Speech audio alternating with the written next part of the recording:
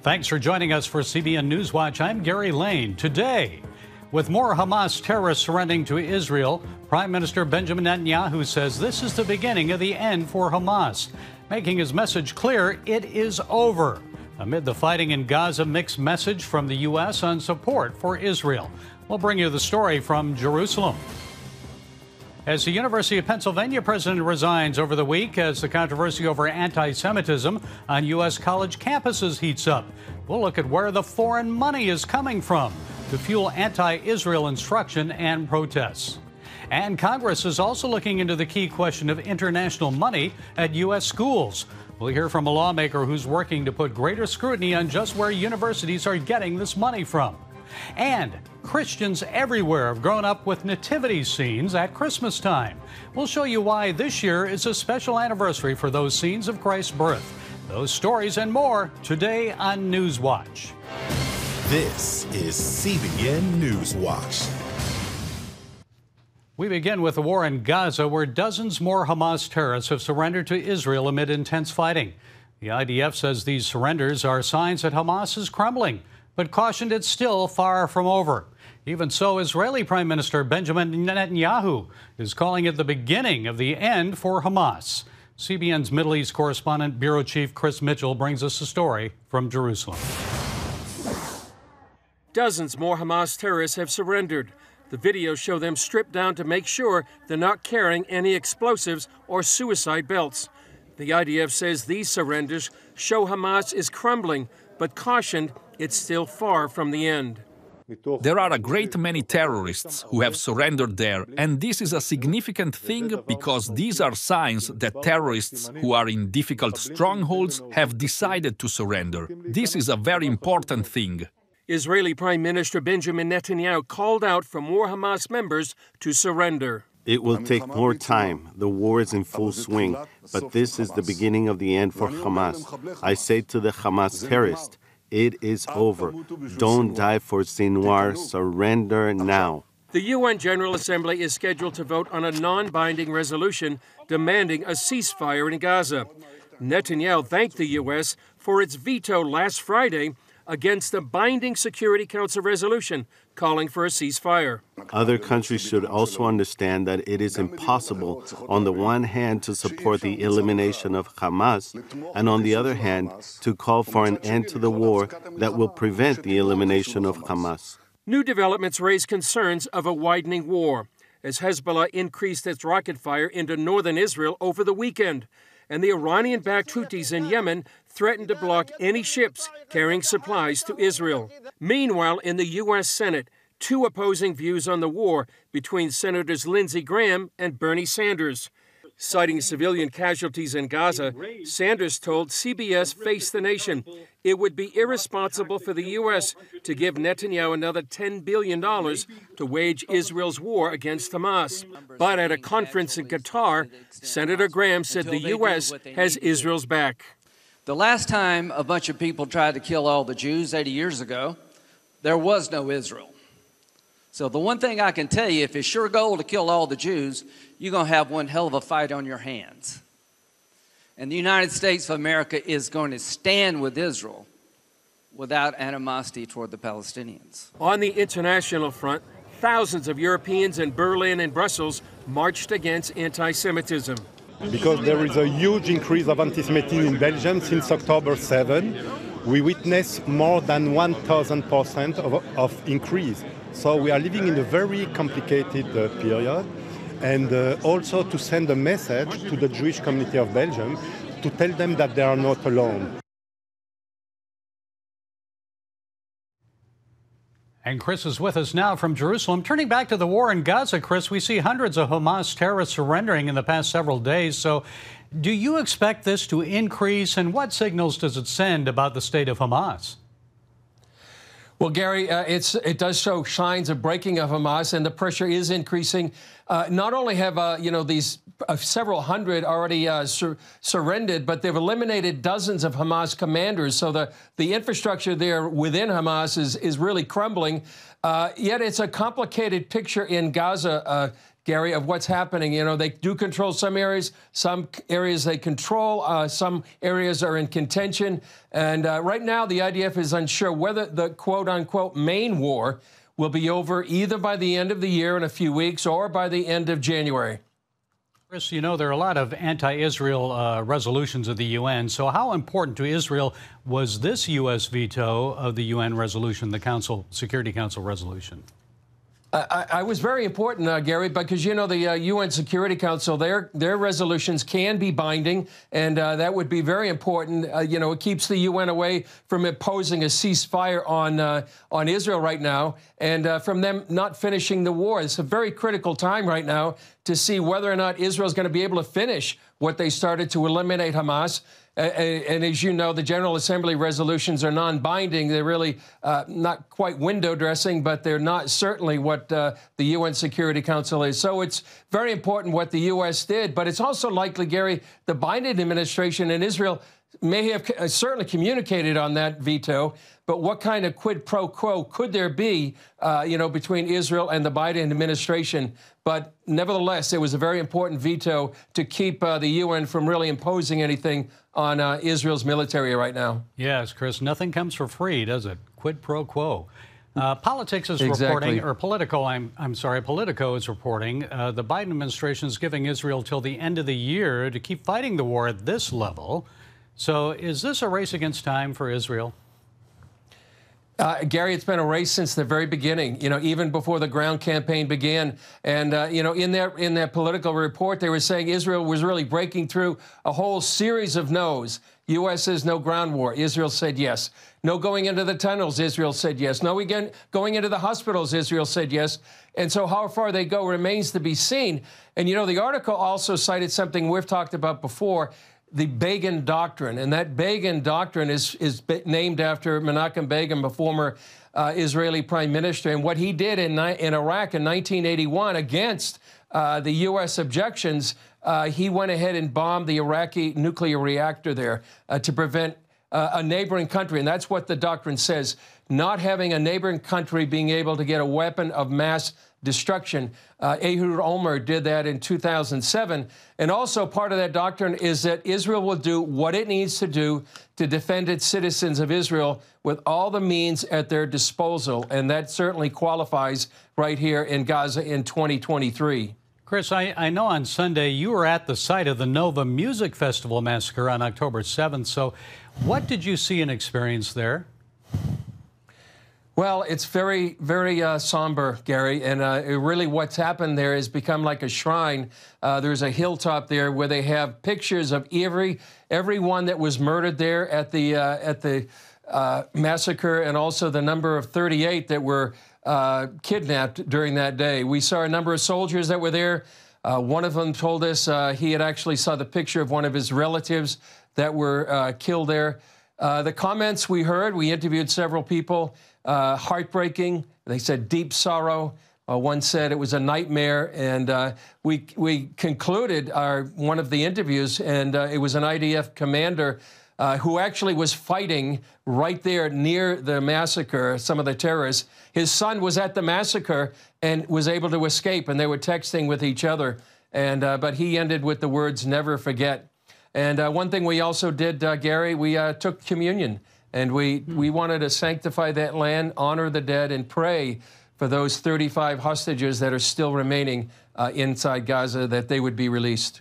Wow, that was great, Chris, to do that. And the northern front, we can't keep our eyes off that. You reported that Hezbollah is increasing its rocket fire into northern Israel. So how serious is the concern about a growing war between Israel and Hezbollah?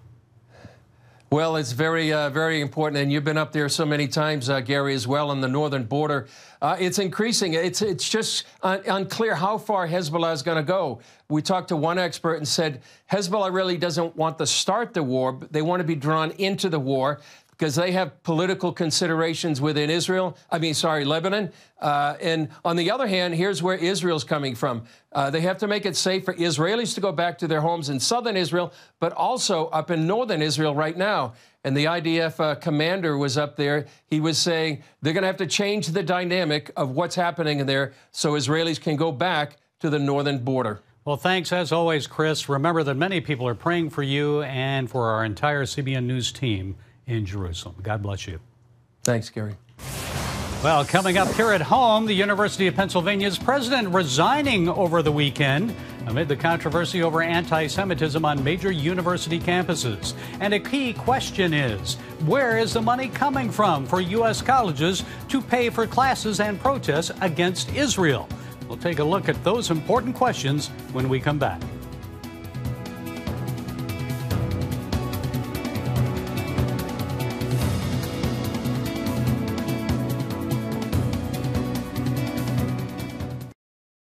Download the CBN News app. One place for all of your news. Breaking news alerts. Watch CBN News Channel Live. CBN News, because truth matters. Get the CBN News app today. University of Pennsylvania President Liz McGill resigned over the weekend amid criticism over her testimony at a congressional hearing last week, where she was unable to say under repeated questioning that calls on campus for the genocide of Jews would violate the school's conduct policy. She also faced pressure from financial supporters of the school. The congressional hearing brought to the forefront the issue of foreign funding for U.S. universities. Billions in foreign cash is funding anti-Israel instruction and protests on college campuses. After following the money, I took a look at how various Islamist and left-wing sources are influencing young minds against the Jewish state.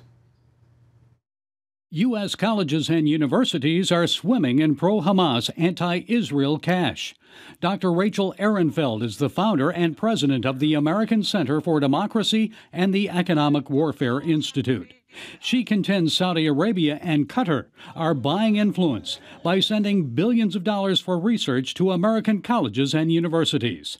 She believes this funding radicalizes young student minds through classroom instruction.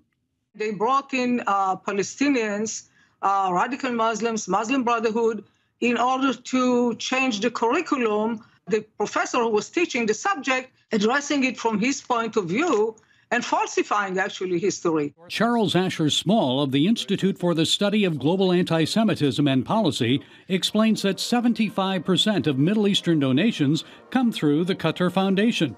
The royal family and foundation are closely allied with the Muslim Brotherhood, the movement that birthed Hamas. The ruling royal family of Qatar has an oath with the Muslim Brotherhood. The Muslim Brotherhood is a reactionary, political, Islamist social movement.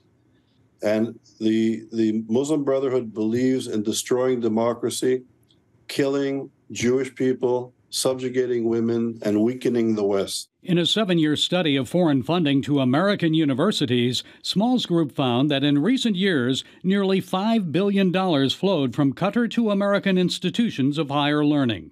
They include major universities like Texas A&M, Georgetown, Cornell, Carnegie Mellon, Northwestern, and Virginia Commonwealth.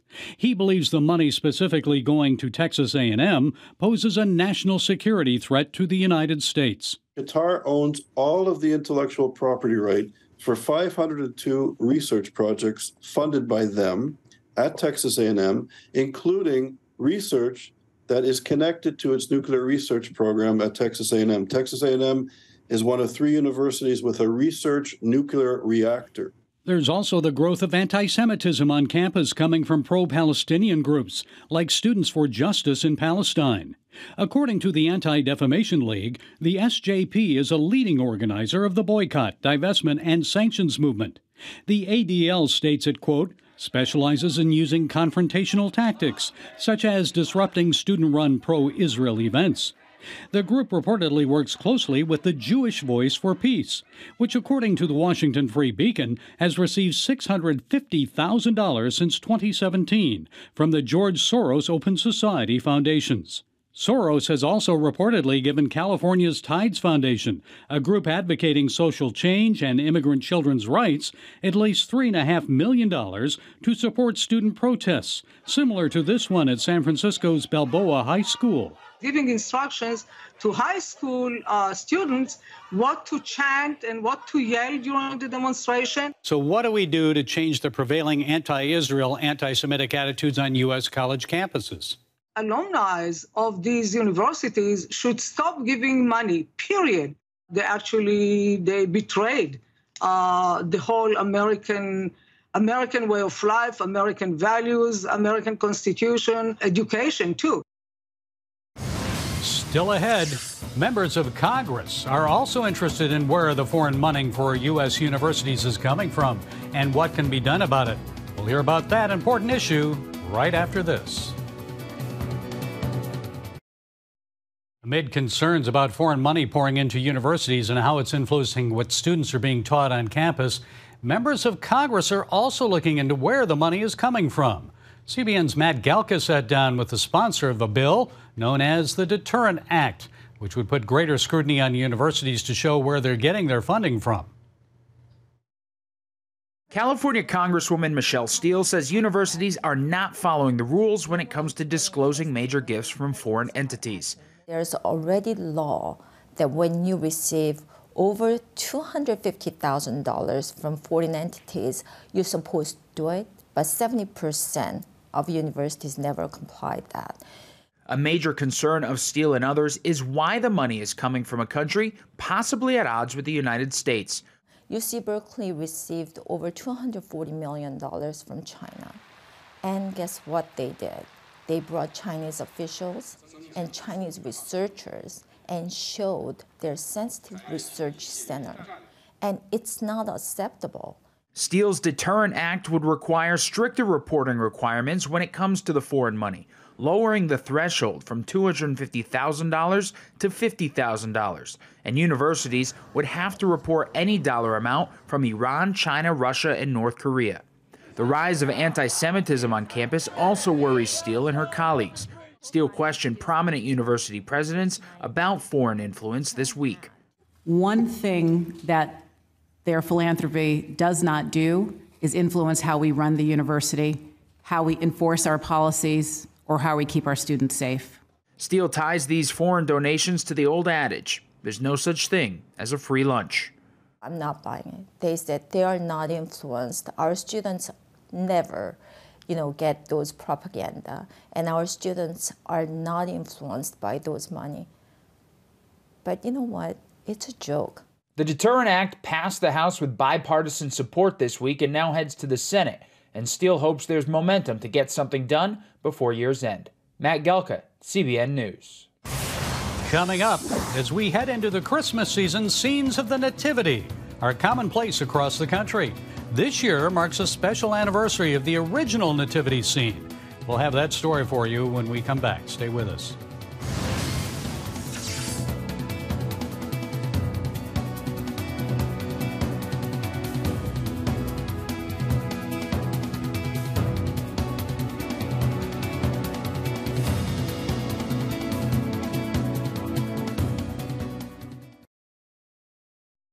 CBN News App, 24/7 news from a Christian perspective at home or on the road.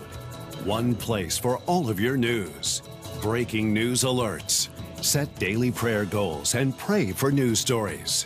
Read the most important news and watch CBN News Channel Live.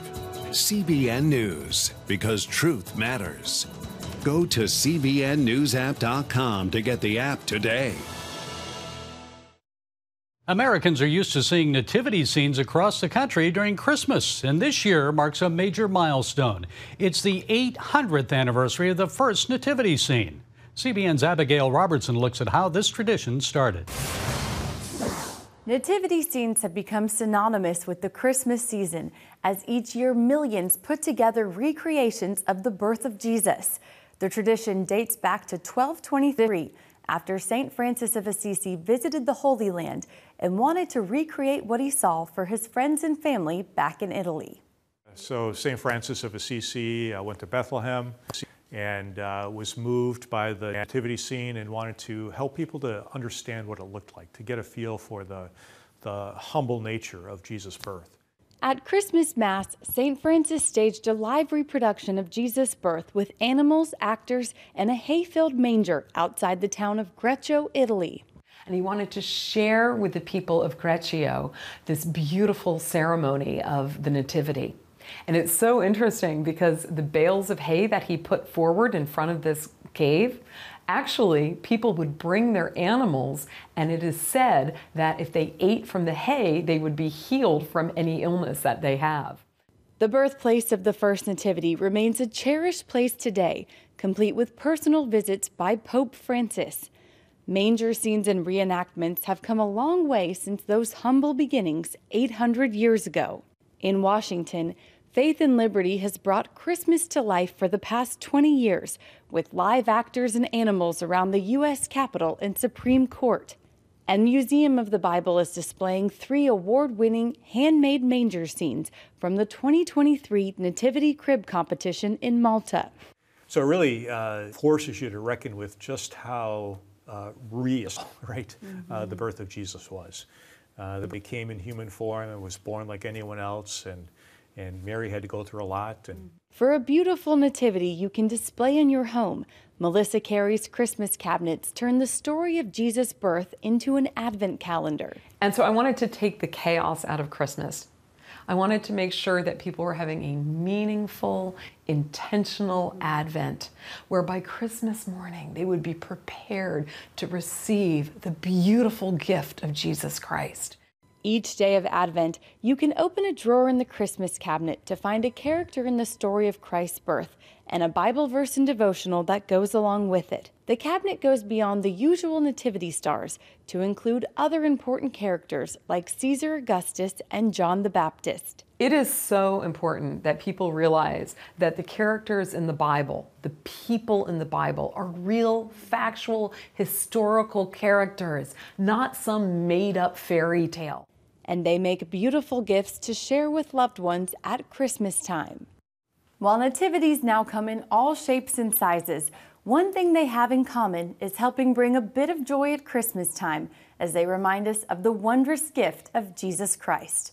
Reporting from Museum of the Bible, Abigail Robertson, CBN News. Well, that's it for this edition of CBN NewsWatch. Remember, you can find more of our news programs on the CBN News channel anytime or online with cbnnews.com. Also, tell us what you think about the stories you've seen by emailing newswatch@cbn.com.